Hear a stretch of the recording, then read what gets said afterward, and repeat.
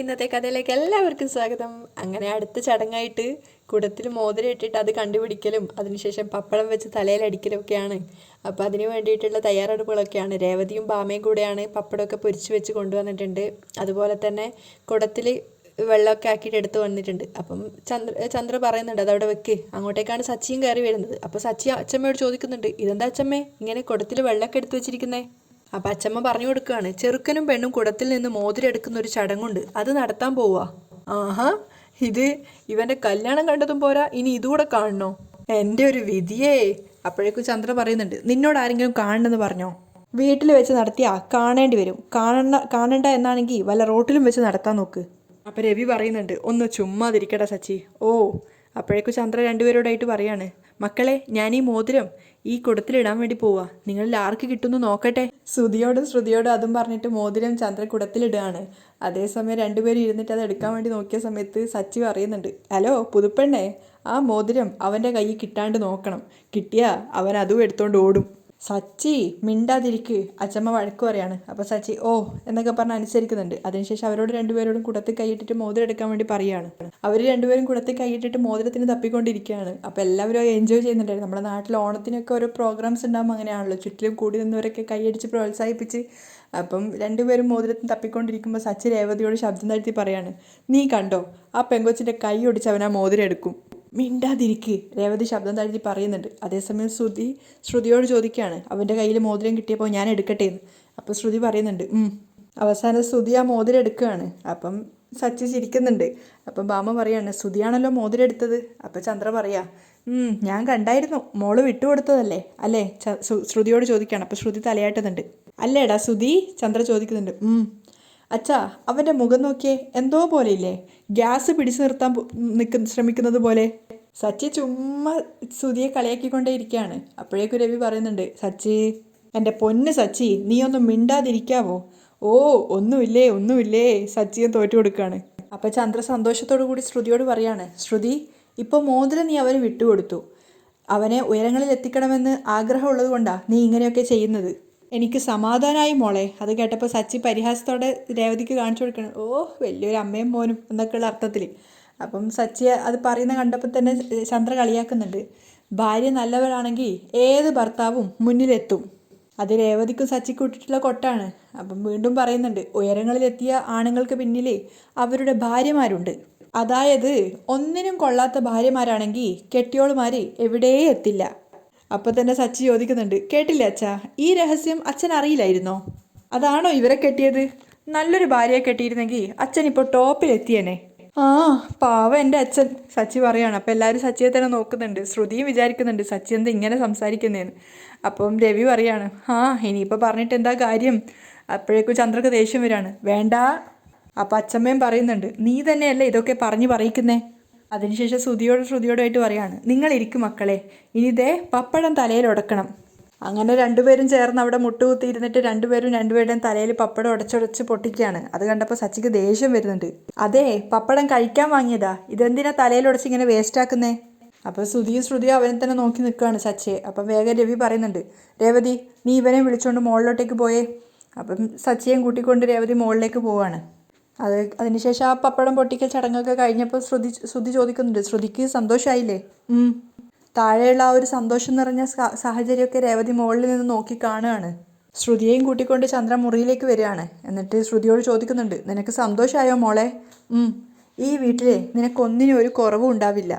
മോൾക്ക് എന്താഗ്രഹമുണ്ടോ അത് ഈ ആൻറ്റിയോട് പറയണം, ആൻറ്റി സാധിച്ചു തരും. Thanks anti.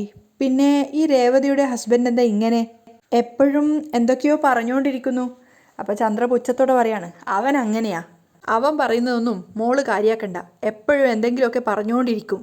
അവൻ്റെ വായ്ക്ക് പൂട്ടിടാൻ നമ്മളെ കൊണ്ട് പറ്റില്ല മോളെ. രേവതിയും അങ്ങനെ തന്നെയാ, രണ്ടും കണക്കാന്നേ, രണ്ടിനും വലിയ പഠിപ്പും ബുദ്ധിയൊന്നും ഇല്ല. എന്ത് പറയണം, എങ്ങനെ പറയണം, ആരോട് പറയണം എന്നൊന്നും രണ്ടുപേർക്കും അറിയില്ല മോളെ. നമ്മുടെ സ്റ്റാറ്റസിന് ചേർന്നവരല്ല രണ്ടും. മോൾ അവരോട് സംസാരിക്കാനൊന്നും പോവണ്ട. ആൻറ്റി പറഞ്ഞത് മനസ്സിലായല്ലോ എന്ന് ചോദിച്ചുകൊണ്ട് ചന്ദ്ര പുറത്തേക്ക് പോവുകയാണ്. അതേസമയം ശ്രുതിക്ക് ഭയങ്കര സന്തോഷമാണ്. കാരണം അത്രയും നേരം നവീനെക്കുറിച്ചുള്ള ടെൻഷനായിരുന്നു. പക്ഷേ ചന്ദ്ര പോയതിനു ശേഷം അവൾ ആ ഒരു സന്തോഷത്തോടു കൂടി തൻ്റെ താലിയിലേക്ക് നോക്കുകയാണ്. അത്രയും കാലം ആഗ്രഹിച്ച് നേടിയതാണ് ആ താലി. അതേസമയം ശ്രീയുടെ റെസ്റ്റോറൻറ്റിൽ എത്തിയിട്ടുണ്ടായിരുന്നു വർഷയെ കണ്ടപ്പോൾ തന്നെ ശ്രീ വേഗം അകത്തേക്ക് കൂട്ടിക്കൊണ്ടു പോവുകയാണ്. എന്നിട്ട് അവൾക്ക് വേണ്ടി തയ്യാറാക്കിയ സ്പെഷ്യൽ കേക്കും കൊണ്ടാണ് ശ്രീ അങ്ങോട്ടേക്ക് വരുന്നത്. വർഷ ഒട്ടും പ്രതീക്ഷിച്ചിട്ടുണ്ടായിരുന്നില്ല അങ്ങനെ ഒരു കേക്ക്. അത് കണ്ടപ്പോൾ തന്നെ വർഷ പറയുന്നുണ്ട്, കാണുമ്പോൾ അട്രാക്റ്റീവാ, എന്താ ഇതിന്റെ പേര്? നീ പാതി ഞാൻ പാതി, അതാ ഈ ഡിഷിന്റെ പേര്, ശ്രീ പറഞ്ഞു കൊടുക്കുന്നുണ്ട്. കൊള്ളാലോ, ഇതെന്താ ഇങ്ങനെ ഒരു പേര്? ഒട്ടുമിക്ക രാജ്യക്കാരും അവരുടെ ഫുഡിന് അവരുടെ ഭാഷയിലാ പേരിടുക. ഇവിടെ മാത്രം ഇംഗ്ലീഷിൽ പേരിടുന്നേ. ഇംഗ്ലീഷിൽ പേരിട്ടാലേ സ്റ്റാൻഡേർഡ് ഫുഡാവും എന്നുള്ളൊരു ധാരണയാ.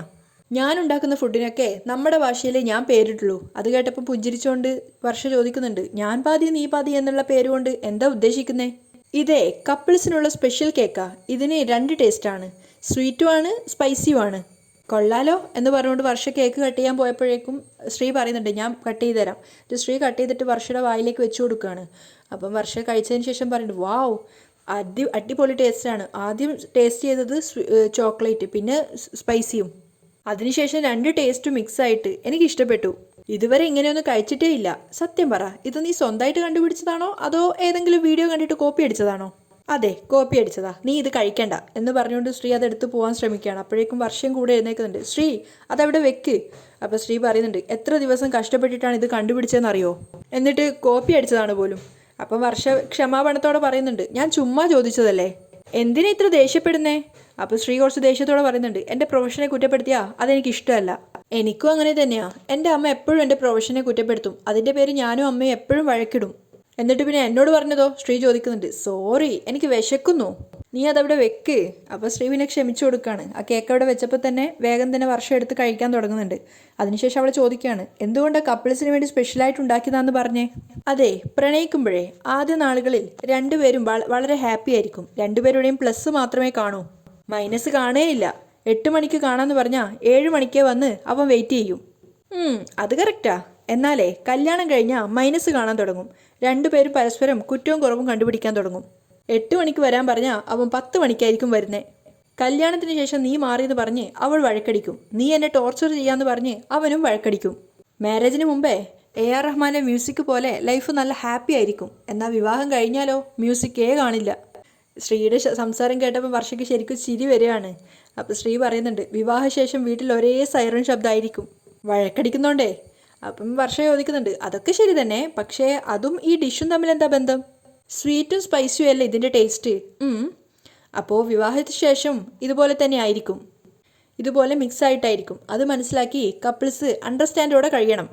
ഈ ഡിഷ് റെപ്രസെൻറ്റ് ചെയ്യുന്നത് അതാ. അത് കേട്ടപ്പോൾ വർഷയ്ക്ക് അത്ഭുതം തോന്നുകയാണ്. ഇത് ഞാൻ വാലന്റൈൻസ് ഡേയിലാണ് ഇൻട്രൊഡ്യൂസ് ചെയ്യാൻ പോകുന്നത്. അപ്പോൾ വർഷ പറയുന്നുണ്ട്, സൂപ്പർ, അന്നത്തേക്ക് ഞാൻ 2 സീറ്റ് ഇപ്പോഴേ റിസർവ് ചെയ്തു. അല്ല, അന്ന് കപ്പിൾസ് മാത്രം വരിക, നീ 2 സീറ്റ് റിസർവ് ചെയ്തോ? ഓ, അപ്പോൾ നിനക്ക് ബോയ് ഫ്രണ്ട് ഉണ്ടല്ലേ? ഇല്ല, വർഷ പറയുന്നുണ്ട്. പിന്നെന്തിനാ 2 സീറ്റ് റിസർവ് ചെയ്തത്? വാലന്റൈൻസ് ഡേക്ക് ഇനിയും ദിവസങ്ങൾ കിടക്കുമല്ലേ, അപ്പോഴേക്കും എനിക്കൊരു ബോയ് ഫ്രണ്ടിനെ കിട്ടുമെന്നാണ് കരുതുന്നേ. വർഷ പറയാണ്. തന്നെ ഉദ്ദേശിച്ച് തന്നെയാണ് വർഷ പറയുന്നതെന്ന് ചെറുതായിട്ടൊക്കെ ശ്രീക്ക് അറിയാം. ശ്രീ അത് മനസ്സിലാക്കി എന്നുള്ളത് വർഷയ്ക്കും അറിയാം. അപ്പോൾ അവൾ പറയുന്നുണ്ട്, അന്ന് ഞാൻ ഇങ്ങോട്ടേക്ക് വരുമ്പോഴേ നീ ഇവിടെ ഉണ്ടാവണം കേട്ടോ, അല്ലെങ്കിൽ എൻ്റെ അടുത്ത് ബോയ് ഫ്രണ്ട് ഉണ്ടാവില്ല. മനസ്സിലായില്ല? ശ്രീ പറയാണ്. അത് അന്ന് മനസ്സിലായിക്കോളും. ഞാൻ പാതി കഴിച്ചു, ദാ ഇനി നീ പാതി കഴിക്ക് എന്ന് പറഞ്ഞുകൊണ്ട് ആ കേക്ക് ശ്രീക്ക് നേരെ നീട്ടുകയാണ്. ശ്രീയും അത് ബാക്കി കഴിക്കുന്നുണ്ടായിരുന്നു. രണ്ടുപേരും പ്രണയത്തോടെ പരസ്പരം നോക്കുകയാണ്. അതേസമയം ചന്ദ്രാലയത്തിൽ നല്ല സന്തോഷത്തോടു കൂടിയാണ് ശ്രുതി ഉള്ളത്. അവളിങ്ങനെ താലിയൊക്കെ പിടിച്ചുകൊണ്ട് ഡ്രസ്സൊക്കെ മാറ്റിയിട്ടുണ്ടായിരുന്നു. അപ്പോൾ അങ്ങോട്ടേക്ക് ശ്രുതി വരുന്നുണ്ട്. ശ്രുതിയെ കണ്ടപ്പോൾ അവൻ പിന്നിൽ നിന്ന് വന്നിട്ട് പെട്ടെന്ന് കെട്ടിപ്പിടിക്കുകയാണ്. അപ്പോൾ ശ്രുതി പെട്ടെന്ന് ഞെട്ടിപ്പോകുന്നുണ്ട്. പേടിച്ചു പോയോ? എന്തിനാ പേടിക്കുന്നേ? ഞാനാണെന്ന് ഊഹിക്കാലോ. സോറി, ശ്രുതി പറയുന്നുണ്ട്. താനെന്താ ഇവിടെ ഒറ്റയ്ക്ക് വന്ന് നിൽക്കുന്നേ? ചുമ്മാ. അതിനുശേഷം രണ്ടുപേരും ബെഡിലിരിക്കുമ്പോൾ ശ്രുതി പറയുന്നുണ്ട്, എനിക്ക് വിശ്വസിക്കാൻ പറ്റുന്നില്ല ശ്രുതി. കുറച്ചു നാൾ മുമ്പ് വരെ എനിക്കൊരു വിവാഹ ജീവിതം ഉണ്ടെന്ന് ഞാൻ കരുതിയിരുന്നില്ല. പക്ഷേ നീ ഒരു മാലാഖയെ പോലെ എൻ്റെ ജീവിതത്തിലേക്ക് വന്നു. അപ്പം ശ്രുതിയും പറയാണ്, ജീവിതാവസാനം വരെ ഒറ്റയ്ക്ക് കഴിയുമോ എന്നുള്ള പേടിയുണ്ടായിരുന്നു എനിക്ക്. പക്ഷേ എനിക്ക് ശ്രുതിയെ കിട്ടി. ഇപ്പോൾ എനിക്ക് ചുറ്റും ശ്രുതിയും നിറയെ ആളുകളുവാ. എൻ്റെ സന്തോഷം പറഞ്ഞറിയിക്കാൻ പറ്റില്ല ശ്രുതി. ഞാനും അങ്ങനെ തന്നെയാ, വളരെ സന്തോഷവാനാ, ശ്രുതിയും പറയുന്നുണ്ട്. രണ്ടുപേരും പ്രണയത്തോടെ അങ്ങോട്ടും ഇങ്ങോട്ടും നോക്കുകയാണ്. അതിനുശേഷം ശ്രുതിയുടെ കൈവിരലുകൾക്കിടയിലൂടെ ശ്രുതി കൈകൊണ്ടു പോകുന്ന സമയത്ത് ശ്രുതി ചോദിക്കുന്നുണ്ട്, എന്തേ ഇന്ന് നമ്മുടെ ഫസ്റ്റ് നൈറ്റ് അല്ലേ? അതിന് അല്ല, ഈ സിനിമയൊക്കെ ഇറങ്ങുന്നതിന് മുമ്പ് അതിൻ്റെ ട്രെയിലർ ഇറങ്ങുമല്ലോ, അതുപോലെ ഫസ്റ്റ് നൈറ്റിന് മുമ്പേ എന്ന് പറഞ്ഞുകൊണ്ട് ശ്രുതിയുടെ ഷോൾഡറിലൂടെ കൈവെക്കുകയാണ്. ശ്രുതിയും അത് എൻജോയ് ചെയ്യുന്നുണ്ടായിരുന്നു. പക്ഷേ ശ്രുതി അടുത്തേക്ക് വന്നപ്പോഴേക്കും ശ്രുതി വേഗം എഴുന്നേറ്റിട്ട് പറയുന്നത് വേണ്ട. അത് കേട്ടപ്പോഴേക്കും ശ്രുതി പോയിട്ട് വേഗം വാതിലടക്കാണ്. ഇതെന്തിനാ വാതിലടക്കുന്നേ? ശ്രുതി സംശയത്തോട് ചോദിക്കുന്നുണ്ട്. ഞാൻ പറഞ്ഞില്ലേ നമുക്ക് ട്രെയിലർ വേണം, ശ്രുതി പറയാണ്. അപ്പോഴേക്കും ശ്രുതി പറയുന്നുണ്ട് ചുമ്മാതിരിക്ക്, ഒന്ന് പോയേ. ദേ, വിവാഹം കഴിഞ്ഞിട്ട് വീട്ടിലെത്തിയിട്ട് അധിക സമയം ആയില്ല. രണ്ടുപേരും വാതിലടച്ച് മുറിയിലിരുന്ന മറ്റുള്ളവർ എന്ത് വിചാരിക്കും? എന്ത് കരുതാൻ?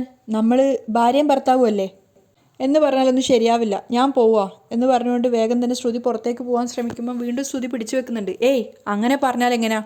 അറ്റ്ലീസ്റ്റ് കവിളിലെങ്കിലും താ, കണ്ണടയ്ക്ക്. അപ്പോഴേക്ക് ശ്രുതി കണ്ണടച്ച് നിൽക്കുകയാണ്.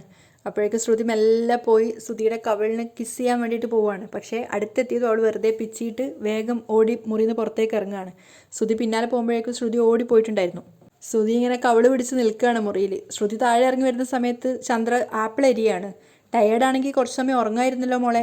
ഉറക്കം വരുന്നില്ല ആൻറ്റി, എങ്കിൽ ഇവിടെ ഇരിക്ക്, ആൻറ്റി ആപ്പിൾ കട്ട് ചെയ്ത് തരാം എന്ന് പറഞ്ഞുകൊണ്ട് ശ്രുതി അവർക്ക് അരികിലിരിക്കുകയാണ്.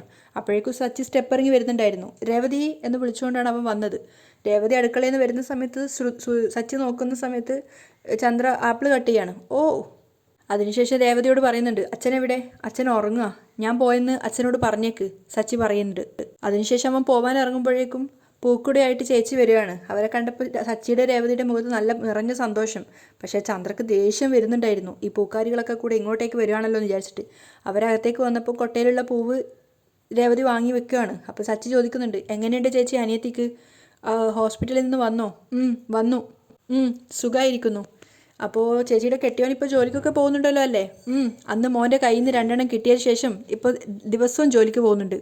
ദിവസവും പൂ കൊണ്ടുവരുന്നത് ബുദ്ധിമുട്ടല്ലേ? സച്ചി ചോദിക്കുന്നുണ്ട്. നമ്മുടെ രേവതിക്ക് വേണ്ടിയല്ലേ? അറിയാലോ രേവതി കെട്ടുന്ന മാലയ്ക്കുള്ള ഡിമാൻഡ്. എന്നാൽ ഞാൻ ഇറങ്ങട്ടെ. രേവതി, ചായ കൊടുത്തിട്ടേ ചേച്ചിയെ വിടാവൂ എന്ന് പറഞ്ഞുകൊണ്ട് സച്ചി അവിടുന്ന് പോവാണ്. അപ്പോഴേക്കും ചന്ദ്ര രേവതി കാണാൻ വേണ്ടി പറയുന്നുണ്ട്. മോളെ ആപ്പിൾ കഴിക്ക് എന്നൊക്കെ പറഞ്ഞിട്ട് ശ്രുതിക്ക് കൊടുക്കുകയാണ്. അതേസമയം ആ ചേച്ചി രേവതിയോട് പറയുന്നുണ്ട് നീ ഭാഗ്യവതിയാ രേവതി. സച്ചിയെപ്പോലെ സ്നേഹമുള്ള ഒരുത്തനെ നിനക്ക് ദൈവം തന്നല്ലോ. നിന്റെ അതേ ടൈപ്പ് തന്നെ അവനും. അത് കേട്ടപ്പോൾ ചന്ദ്രക്ക് പുച്ഛം തോന്നുകയാണ്. നമ്മുടെ ഇടയിലൊക്കെ നല്ല പേരാ അവന്. ആ ചേച്ചി പറയുന്നുണ്ട്. സച്ചി അടി കൊടുത്ത ശേഷേ ഗജാനന്ദൻ അവിടെ വരാറേ ഇല്ല, പേടിച്ചിട്ടേ. അപ്പോഴേക്കും രേവതി പറയുന്നുണ്ട് ചേച്ചി ഇരിക്ക്, ഞാൻ ചായ എടുത്തിട്ട് വരാം. ഏയ് മോളെ, ചായ ഒന്നും വേണ്ട, വെള്ളം മതി എന്ന് പറഞ്ഞുകൊണ്ട് രേവതി അടുക്കളയിലേക്ക് പോവാണ്. അപ്പോൾ ശ്രുതി ചന്ദ്രയോട് ചോദിക്കുന്നുണ്ട് ഇവരൊക്കെ ആരാ ആൻറ്റി? ഇവരെ അറിയില്ലേ? ഇവരൊക്കെ വലിയ ബിസിനസ്സുകാരാ, കോടികളുടെ ബിസിനസ്സാണ് നടത്തുന്നത്. ചന്ദ്ര കളിയാക്കുകയാണ്. അത് കേട്ടപ്പോൾ അവരുടെ മുഖം വല്ലായികയാകുന്നുണ്ട്. അപ്പം ശ്രുതി പറയാണ് കണ്ടാ പറയില്ല. അപ്പോൾ ശ്രുതി സീരിയസ് ആയിട്ടാണ് അത് എടുത്തിട്ടുണ്ടായിരുന്നത്. അപ്പോൾ ചന്ദ്ര പറയുന്നുണ്ട് മോളെ, ഇവരൊക്കെ തെരുവോരത്ത് പൂ വിൽക്കുന്ന സ്ത്രീകളാണ്. അതിലൊരുത്തിയ ഇവളും ബിസിനസ് മീറ്റിങ്ങിന് വന്നതാ. രേവതി അവരെയും കളിയാക്കിക്കൊണ്ടാണ് ചന്ദ്ര പറയുന്നത്.